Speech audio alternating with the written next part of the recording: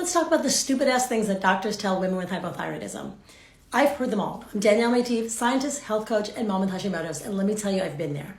Let's start with the classic, no matter what your symptoms are, your hair could be falling out, you could have weight gain out of nowhere that won't budge, you're cold all the time, your nails are brittle, you're exhausted. If we check your labs and your thyroid stimulating hormone, TSH, is at a certain level, say it's as long as it's below 4 or as long as it's below 10, you're fine. You don't have hypothyroidism, even though you have all the classic symptoms. Now, when did doctors actually stop diagnosing people? When did they stop actually looking at symptoms and only looking at labs? Don't get me wrong, labs can be great. I love numbers. I'm a numbers nerd. But they're just one piece of the puzzle. And there's plenty of reasons why your TSH might not be in the range that that doctor expects it to be in, and yet you have legit hypothyroidism. One of the biggest reasons is that the ranges they use are just far too broad and they don't reflect actual reality. They don't even reflect the most current science. So a lot of doctors will say, well, as long as your TSH is under 10, you're fine.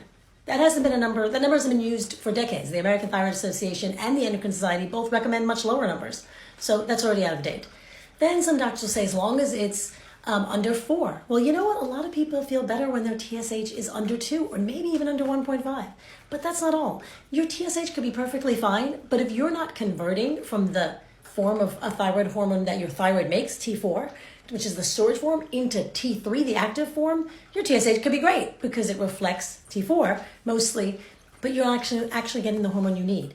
Or it could be making enough, but it's not getting into the cells where it needs to act. So you could have legit hypothyroidism for plenty of reasons, even if your labs are normal.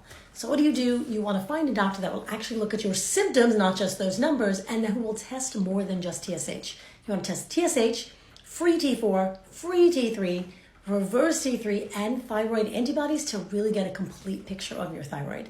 I got a whole series of stupid ass things that we hear, so stay tuned.